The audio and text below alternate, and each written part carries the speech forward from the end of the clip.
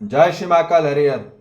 संयमता का तात्पर्य है मानवीयतापूर्ण दृष्टि उदय हो जाना, मानवीयतापूर्ण दिशा केंद्रित हो जाना और मानवीयतापूर्ण कला निर्धारित हो जाना, व्यतीत हो जाना।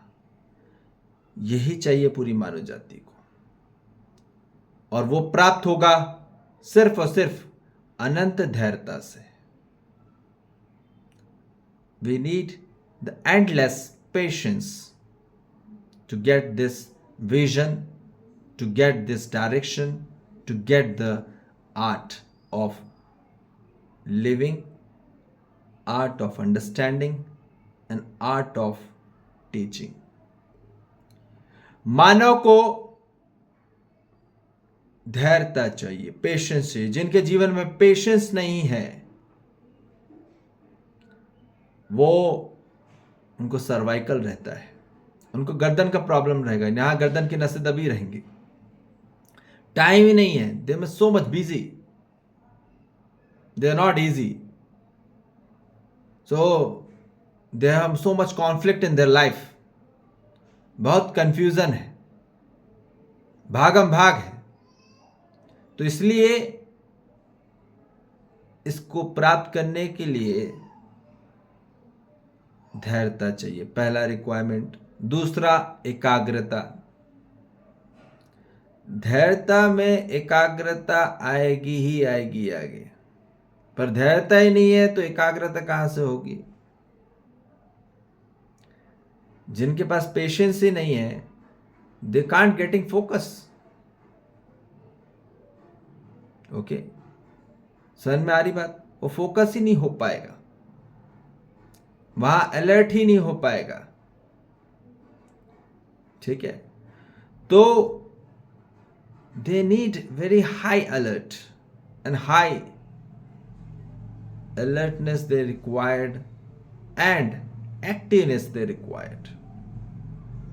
एकाग्रता चाहिए, और एकाग्रता होने के बाद ही मानव जाति में पवित्रता आती है। क्या आती है? तब पवित्रता आती है। जब अनंत पवित्रता आती है तो means endless purity they required, endless patience, endless focus and alertness, and the high attention and the endless purity to get the fulfillment, the power, and the freedom. मानव को तृप्ति के लिए, शक्ति के लिए और मुक्ति के लिए मानव को ये चाहिए ही चाहिए, तब जाके प्राप्त होगा। ठीक है, तब जाके मानव को न्याय, धर्म और सत्य प्राप्त होगा। नहीं तो अन्याय हो रहा है मानव के साथ, और अन्याय लगता रहेगा।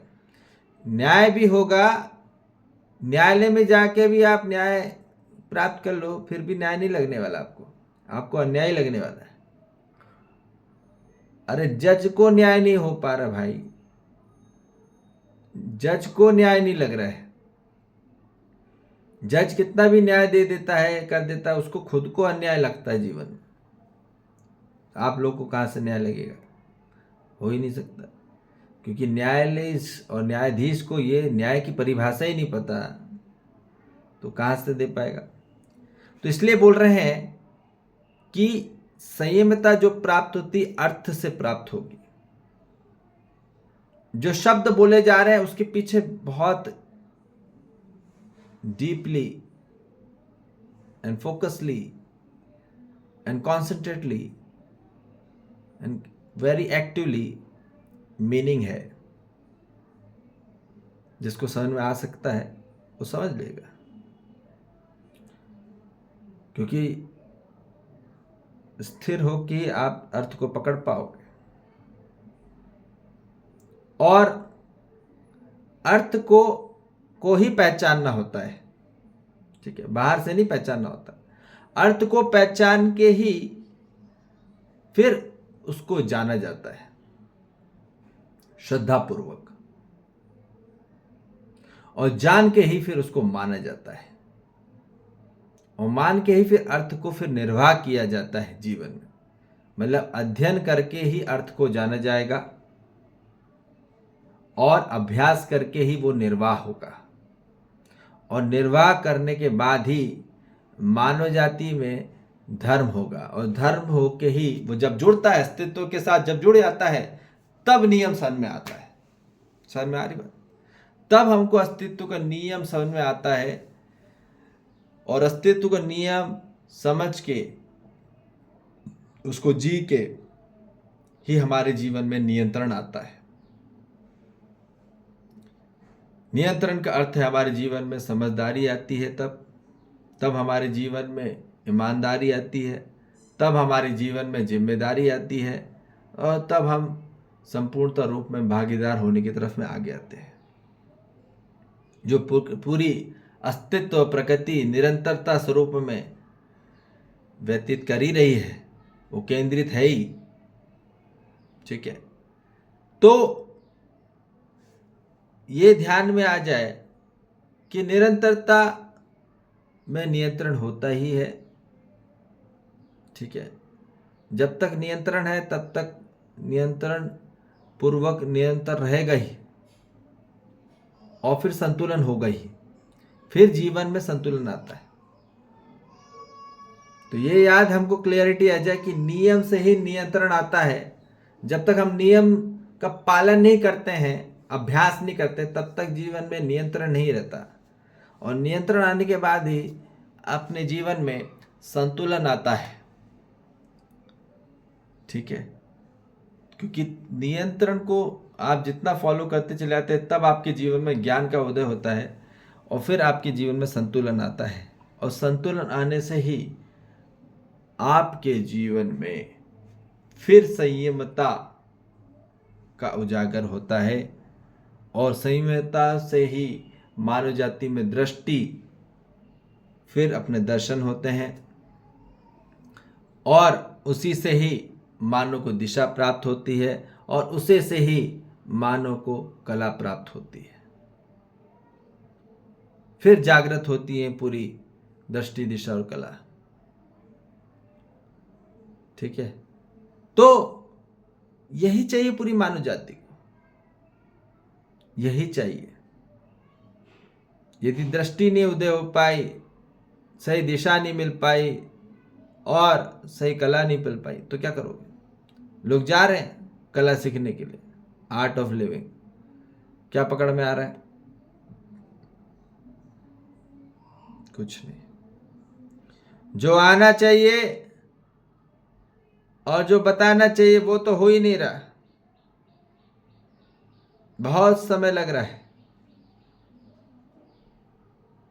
तो इसलिए पहले दृष्टि खुलना चाहिए, और वो होगी दिशा में। जब तक दिशा प्राप्त नहीं होती, मार्ग नहीं मिलता, तब तक दर्शन नहीं होते, तब तक फिर दृष्टि नहीं जगती। और जब दृष्टि जग जाती है, फिर उसके बाद कला का निर्वाह होता है। ठीक है, तो इसलिए बोल रहा जा रहा है कि संयमता का बहुत बड़ा संयोग है, जो पूरी मानव जाति और जीव जंतु वनस्पति खनिज संसार को प्राप्त हुए है सहअस्तित्व द्वारा। ठीक है, और वो तभी प्राप्त होता है जब पूरी मानव जाति अर्थ में आएगी। ठीक है, मानव को ही ये प्राप्त होगा संयमता,